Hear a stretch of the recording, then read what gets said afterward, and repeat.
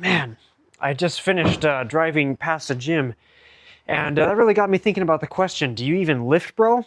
So today I decided I'm going to start putting in the work on my vehicle. This is a 2011 Honda Fit, and as part of the overall build, I'd love to lift this vehicle, so that's what we're going to be working on in today's video. This is going to be the first of two parts, looking at specifically lifting the rear axle, what it takes for different budgets, and for different ride heights. Welcome back to Honda Garage, Idaho. Let's get jacked.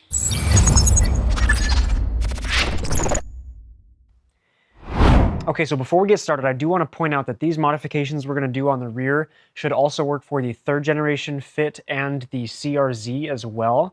I'm not going to confirm that 100%, but from what I know of owning at least one of all those vehicles and seeing how cross-compatible these parts are, this should be applicable to you guys too. So keep that in mind if you're doing this project on one of those vehicles. Now, I do already have a video for the CRZ and the Fit on how to remove and replace the basic factory springs and shocks in the back here. So take a look at that if you haven't already. I'm going to kind of gloss over that in this video a little bit. Now, in order to be as fair as possible and provide accurate information on these modifications, I'm going to be measuring both sides of my vehicle and taking the average height for each measurement. I'm already on oversized tires, so this vehicle's 7/8 of an inch or so higher than stock already. So I'm going to measure how tall it is now as our baseline and just call that stock height, and then all the information going forward about the different mods is going to be how much change it is from stock. So you should see about the same numbers. The springs and everything I'm going to be using are all factory used springs, so keep that in mind as well. Your mileage may vary a tiny bit based on the age and usage of the springs that you pick up, or exactly which brand of aftermarket spacers you buy.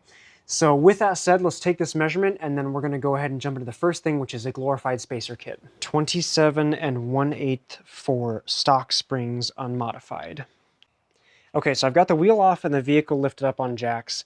This shock right here is mainly a damper. This doesn't do anything for our vehicle ride height really. So our main focus is going to be the springs. We've got factory springs here on 2 rubber seats.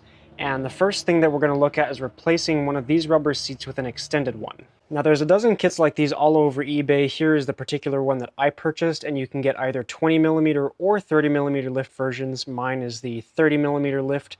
So we're going to pop out our factory spring by pushing down and removing it from the rear.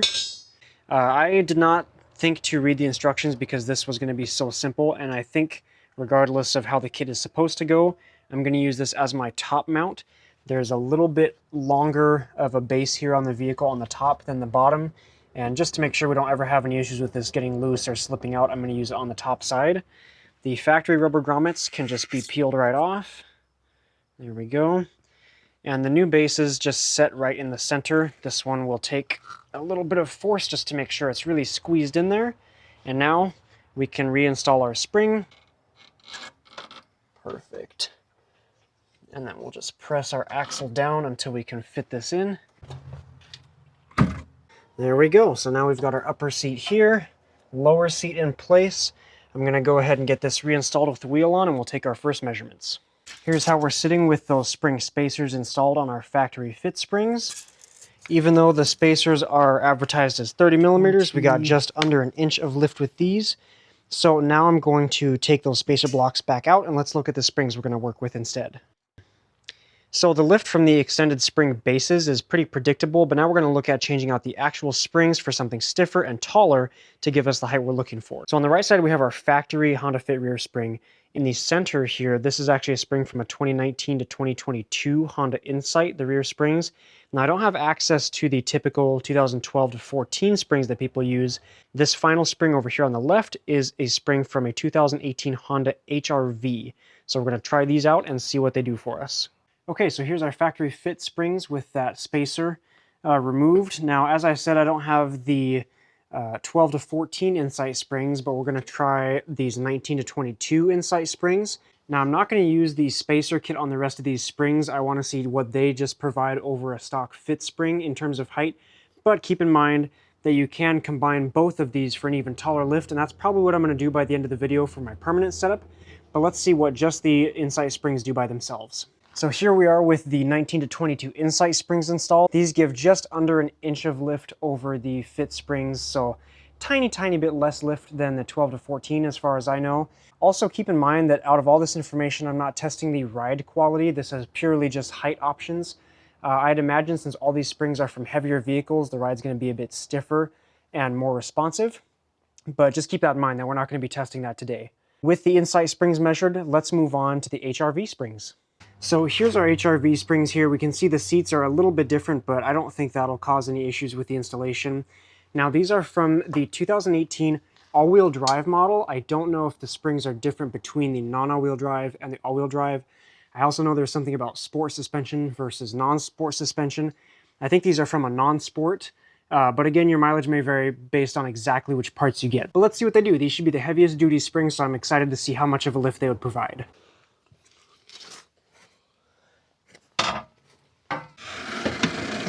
Awesome, so here's the HRV springs installed. These definitely seem to have the tallest lift out of any of the springs that I'm trying today. So if I'm doing my quick mental math right, that's an over 2-inch lift from these springs alone. The factory HRV springs plus their OEM rubber seats, reusing those and not the fit ones. They install just the same exact way. They fit great on the factory spring mounting posts of the fit.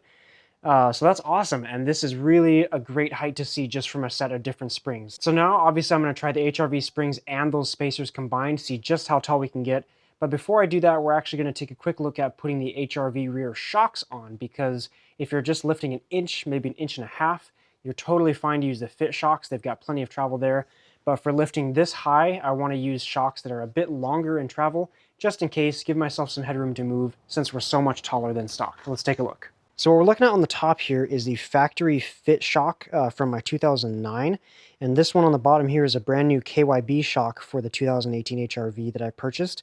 And you can see that when they're lined up somewhat accurately down here, the HRV shock is quite a bit longer at the top, and it's got a longer barrel too. So that piston has more travel distance for the vehicle that's taller. Now the cool thing is they use the exact same top mounting structure, same threads and everything. The bases are exactly the same size. It's just a little bit beefier tube and obviously a longer travel length. So we're going to go ahead and get these installed in the fit along with the tallest option we can for springs and spacers. Now, as I pointed out in the replacement shock video, most replacement fit shocks for the rear come with all this hardware pre-installed.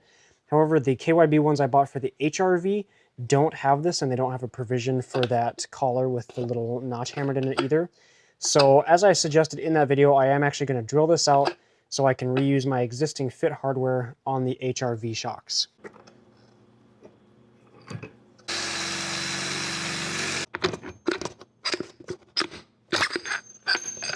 Okay, so with that collar drilled out, it's easy enough to slide that off, as well as our rubber bushing here, the washer, our dust guard, and finally we have this press fit washer and our bump stop here, so I'm going to hammer that lightly off the end of the shock here, and then we'll transfer it all back onto the HRV one in the same order.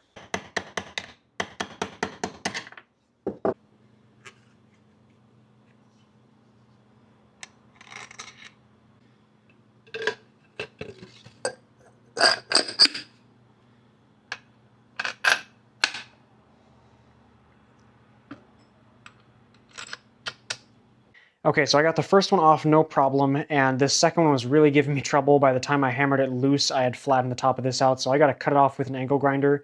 But if you're doing this exact same modification the same way, moving parts to the HRV struts, and you're concerned about the structure of having a hole drilled here, you can look up sleeve bearings. I picked up some of these steel sleeve bearings. You need something that is a 14 millimeter outside diameter, 10 millimeter inside diameter, and 41 millimeters long. Honda doesn't sell this specific bearing separately. Otherwise, I'd list the part number for it, but I have some 20 millimeter long ones that happen to be the exact right inner and outer diameter. So I'm going to stack two of those. 40 millimeters should be close enough. From what I can tell, this is not a structural bearing. It doesn't take the load on the shock. That's what these bigger washers and the rubber bushings are for. I think this piece is mainly to center those rubber bushings. So I'm not super concerned about having a hole in here. But if you are building it the same way I am and you don't want to have a hole there, pick up some sleeve bearings like this to use instead. So there we have the old fit shock there with its hardware and the HRV one with all the same fit hardware at the top. You might be able to use HRV hardware. I haven't looked to see if it comes with the exact same mounting setup and order of bushings and everything. So I just use the fit ones to be safe. But as we can see, everything works great. That dust cover fits perfectly over the HRV shock. Okay, so here's our final setup with the HRV springs using the bottom mounts that have those alignment nubs just for fun. And then our top mounts with those spacers, those press fit perfectly into the top of these springs. They fit great. So that's what we're going to use to get our tallest possible lift. One other note I have for anyone doing this modification exactly the same way is on our HRV shock here. Because it's extra wide, when the suspension is all the way dropped down and disconnected like this to install the springs and such, it does contact right here. I'm considering notching out a tiny bit of the metal here on the axle beam to give it clearance, but I'm going to see once it's all lifted up and put it back together how much room there is. Once everything is in place and secure, there should be a bit of a gap there. Okay, I've got everything put back together. All the bolts are tightened down and everything. Gave it a few pushes just to settle. I'll probably drive it around for a little bit and really make sure it sinks in. But right now we're at about a 3 3/4 inch lift off of stock height with the HRV springs on the 30mm spacers. That plus the tires means my chassis is sitting 4 inches off the ground compared to it was bone stock, which I think is awesome. Now the question is it safe? And I think it is.